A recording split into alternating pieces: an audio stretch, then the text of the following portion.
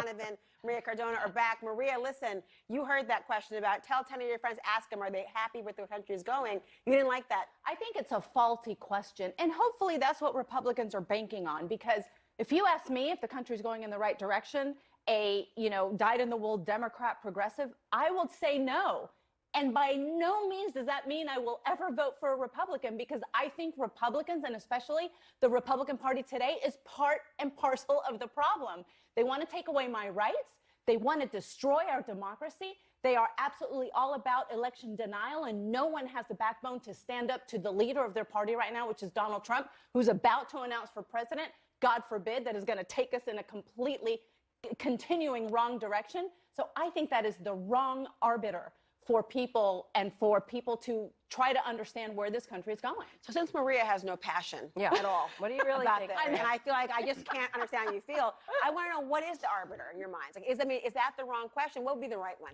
Well, Maria and I are partisans. The partisans are going to get out. They're going to turn out the way they normally do. The question is the independents. And in a referendum election, a midterm election that is going to be about the party in power and how they're feeling, I think that cuts differently. And the questions are, what's going on with the economy? How do they feel about inflation? How do they feel about how far their paychecks are going? And that's not going to help the president. It's going to be, I think, the fundamentals prevail.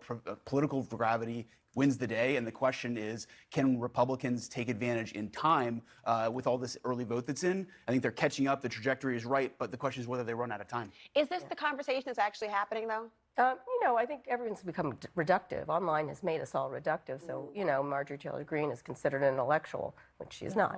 But I'm just saying, this is how you do it. These sort of angry flash mob tweets and stuff like that are how people are talking in politics. Now, I do think people are actually more reflective in real life, and I don't think everyone's on this thing, just like all these political people are. I'm not on political Twitter a lot either. And I think people care about the economy. They can pay their jobs. Their housing is expensive. And they do care about abortion, but that is in front of it. And I think that's normal. And I think a lot of people do think, if you press them, like, yeah, they seem a little extreme and crazy, but I have to deal with my house right now, or I have to deal with living in my car, I have to deal with jobs. And so the theoretical to the tangible is really the issue here. Well, but except for, I would say yes, but I have talked to many women, and I kind of wish Laura Barone Lopez, who was here earlier, was here, because she talked about various conversations she has had with people in Pennsylvania and in other battleground states. And a lot of the women are saying, people are saying the economy, and yes, I care about the economy, but when I go into the booth, I think the economy is going to come back. My rights will not. She talked to several Republican women who told her that they are going to vote for the Democrat because of abortion, and they're not telling their husbands.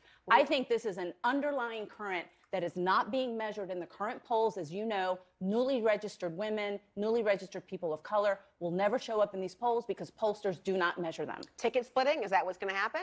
I think there's going to be some of that. I mean, we have shown a propensity to look at different races, different matchups differently. But I think the thing is, it's not that it's not showing up in the polls, it's that it's baked in. This has been baked in since May and June. It's why the wheels haven't fallen off. It's why Democrats are as competitive as they are. It's why, even though we expect the House to go where it's going, they remain competitive across the Senate map. It's going to be really close. It's going to be really close because of the dynamics that you're talking about. It's not hidden. It's right there. So what you're saying is I'll be ticket splitting. I have family in Pennsylvania, and they're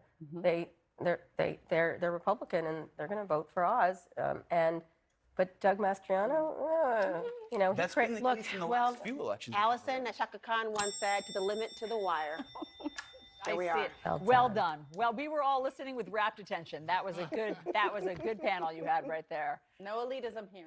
Just Shaka Khan. That's all we can do. And you get extra points for Shaka Khan, honestly. All right, we want to know what you all think about